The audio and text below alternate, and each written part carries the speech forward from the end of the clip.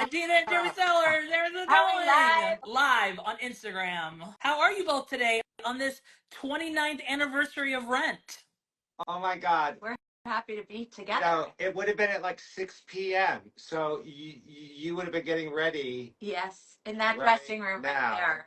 Adina's dressing room is right With there. Daphne Rubin Vega. And to the best of our knowledge, we're sitting in. I knocked down this wall. She gets two now. I get to be diva, yeah. Very casual. I'm pretty sure it was Adam, Wilson, Jesse. I'm pretty sure that's what it was. That's amazing. So Adina's So. dressing room was occupied by 5 people back then. So, you know, some things have improved in 29 years. Yeah. Well, let's start this little celebration we're having, talking for Idina. Like you said, you're, I guess, adjacent to, but you're back in your same dressing room now that you're in Redwood, the one that you shared with Daphne. Tell me, like, when you think about your time in Rent, what's like some of the most memorable memories you remember from that time? And uplifting, because a lot of them were very bittersweet, and but I would say the family that we had, the connection we had with one another, the passion we had to sort of get Jonathan's story and message out there every night. I don't know what else. When you asked that, when you just said the family, I had this strong memory that things moved very quickly. The moment that from the devastating tragedy of Jonathan's death, the day before the first preview, to the opening night at New York Theater Workshop, which was on February 13, to Broadway, it was just like the fastest thing ever. Such a whirlwind. And I remember what we used to do. Like Kevin and I were like these new guys. Yeah. And we were young too. But we would have dinner with the company at New York Theater Workshop every Sunday night to just talk about what's going to happen next. And what was the bar where I had was that in your book or no? On the corner over there. Oh yeah. Well, then there was the bar the right across the street. Yeah. From New York Theater Workshop. It was with that L. Anyway. There were all these Sunday night dinners. Yeah. And they were like, this is what happens next. This is how we go to Broadway. Because we closed at New York Theater Workshop on like March 30th. And we then opened April 29th. April 29th. That's what I said. Which I heard was 29 years ago today. Oh, right. 29. That's what I'm doing. You know, the passage of time is so strange. Because I think about, like, if you add 30 years to West Side Story opening in 1957, that would be 1986. 6. And that's the year I graduated from Michigan. And to me, when I graduated from Michigan, like West Side Story felt like ancient history. Right. Like that was like, it was like, I think the world was black and white. Yeah. And yeah, I don't know, maybe time is picking up because I don't feel like it's ancient history. I feel like it was not yesterday, but it was like. I think that's just the way it feels when you get older. The days go shorter. Yeah. And we look pretty good, don't you think, everybody? I have to say, almost 30 years. Absolutely. So, folks, this is like Idina's fourth or fifth new musical. Oh, you're sweet. And like, I was walking over here listening to In the Leaves, which is the most gorgeous number on Broadway. I was saying that, like, the depiction in Redwood of the natural world, it is the most beautiful, poetic depiction of the natural world that I have ever seen on stage. Yeah, but then I was realizing that in Jeffrey's amazing book, there's the end of one of his chapters. He's moving into a new home, and there's a maple tree that you would climb all the time, and then he describes the leaves as like little fingers, having fingers. Yeah, which we always say about the roots having fingers. But I also in the show, when I'm singing In the Leaves, I do this, and then Zach at the end kind of does this as well, as sort of like a callback to me, his mom. So it's just all those parallels were really beautiful. I love that. It's gorgeous. I love that. Gorgeous. Jeffrey, I don't know if a lot of people or our audience might know, but you currently have 19 Broadway credits to your name, which is like mind blowing. I did the research on it today, but Rent was your first commercial success for you on Broadway. Was there anything that surprised you about the show's success when it really like started taking off and then became part of the zeitgeist? Oh, how about everything? No, our hope, our greatest hope was that we would make a show that had a lifeline strong enough that we could like find a garage in the East Village and set up 300 seats and have an off-Broadway show. I have to tell you, never once did Jonathan and I talk about Rent as a Broadway show. You didn't? No. But I bet you he had those dreams, of course. Well, there's another story about the Niederlander Theater, which is that Jonathan Burkhart, his best friend, tells a story of the two of them walking by when they're doing the loadout of an ill-fated musical called Raggedy Ann. That was here? Yes, and I saw Raggedy Ann. I was at opening night. I got a free ticket on opening night, and opening night was very close to closing night because I think it closed like 4 days later. But Jonathan and Jonathan are walking by, and they walk onto the stage when all the trucks are getting ready to load out, and Jonathan Larson goes, "I could put a show in this theater." Oh, he did. Yeah. He was. They didn't He know. was so. I know, but he was so positive thinking, glass half full, such the optimist. Every time he would come in to rehearsal, he was so excited to share a new song, especially, sorry to make it about me, but especially my new song with Freddie, Take Me or Leave Me. I mean, the day he came in, he left it for so long. Yeah, last song he ever wrote. Yeah, I remember my ex-husband saying like, what is the deal with this girl? She's got one weird performance piece and no other song. What is this role? And then when Jonathan brought it in and Freddie and I learned it, and then I sang my ass up, and he was like, "Oh, okay, I get why she was gassed." Yeah, I'm interested to. How inappropriate is this? I'm sorry. No, I'm going to add something. No, please That do. you say my ass is the shape of a Valentine in your book. I love it. All gay men love my ass. Facts are facts. Well, you know why. Why? No, I was just... No, anyway, no, what I was going to say is Jonathan wanted to date you. I didn't know that. I'm so honored. No, Jonathan had said to me, like, let's let the show open. After the show opens, I want to ask Idina out. No way. Of course. Come on. 29 years later, you're still learning new things. Come on. Oh, I didn't know that, Jonathan. Isn't that sweet? I love that. Idina, I wanted to ask you, you have been in so many huge successful properties, obviously, little thing called Wicked, little thing called Frozen, and then obviously Rent, which is this huge phenomenon thing. Is there anything about your time in Rent that prepared you for these other huge, ginormous projects that you were then later a part of? I would say that No Day But Today was all about, you say, what's the line you say in your book? I always say not taking things for granted and really embracing the moment. You have a really, do I need your book to tell you what you said? I don't know. I don't know what I said. Beautiful, but I'll that find it. Everything in life is unlikely? No. I don't know. I don't remember. I'll find it. Give it to me. But it was the idea that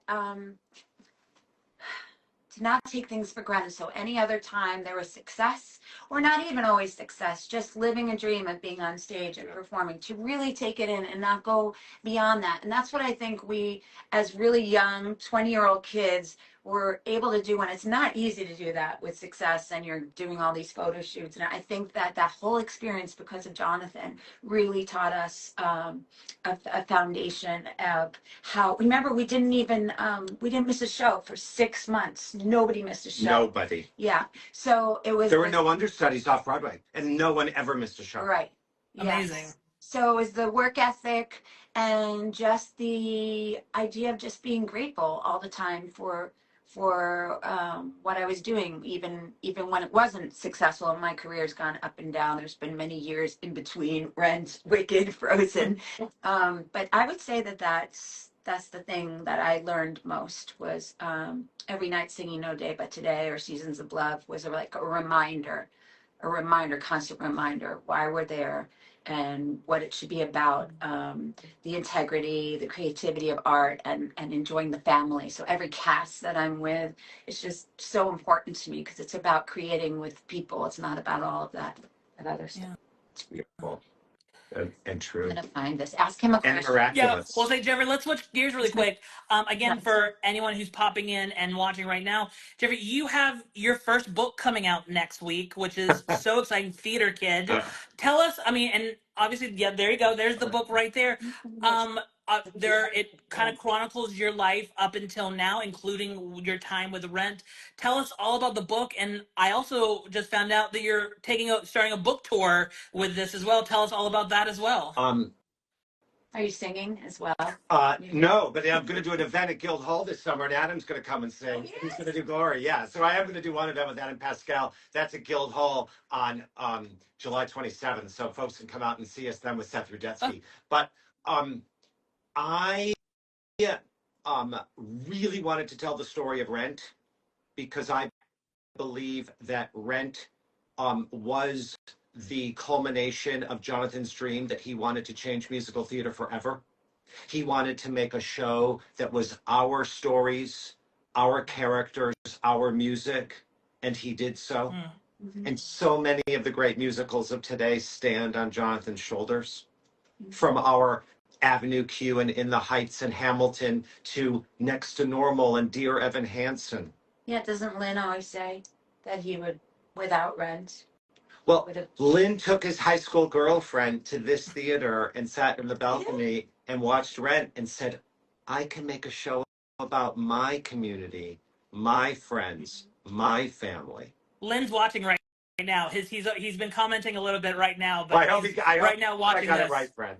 But so what I wanted to say to you is I wanted to write that, but I also I'm an atheist, but I'm also an adopted kid, a gay kid, a Jewish kid, and I was a poor kid. And I always felt outside. I always felt outside the group.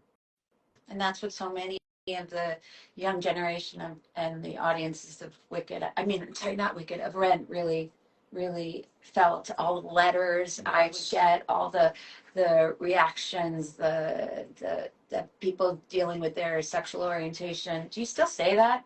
Sexual orientation? Yes, you're still allowed to say that. Okay, and yeah, how they just felt really seen, really heard, right? Because kids looked at Ren, they were like, oh, there's a family I can make. Yeah. I can make that chosen family. There, you know what? There's going to be a place for me. And Rent changed my life, but so beautifully, Rent changed millions of lives. For sure. I love that. You know, young people that felt in for the first time, that felt like they could be part of a group. So I wanted to write a book to take us through that process for all the theater kids who have ever felt like outsiders. I love that. And then tell us about the book tour. How many how many cities you're going to? Tell me about that.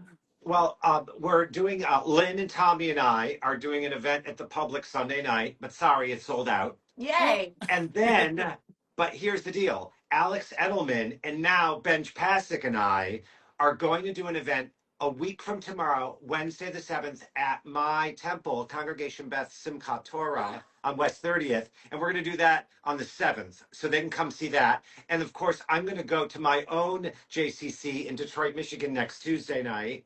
At the JCC of West Bloomfield and go to the very place where my book starts, Michigan. I love that. And then we're going to go to Chicago. I'm going to go to SCAD with Leslie Odom Jr. in May. Oh, that's nice. And talk to his kids. And then we're going to go to DC and Chicago. And we're about to announce LA, but stand by. More to come. I think he's also leaving out a little bit about the book being about dreams and believing in himself, that he could be who he is today, and working hard and just manifesting it, and having all those times where you were doubting it as well, but just kept going forward, and surrounding yourself with people that really believed in you and sort of enjoying the work of it and every little moment. And that's a part that I really identified with as well, because when we're younger we have all these dreams, but you have to be fearless, but you keep hitting the wall, and you just got to keep pounding the pavement and know that you have a destiny. And so that's something I really took from the book as well, as not just the Ren story, which it is. And he talks about Hamilton, and he talks about Abenq.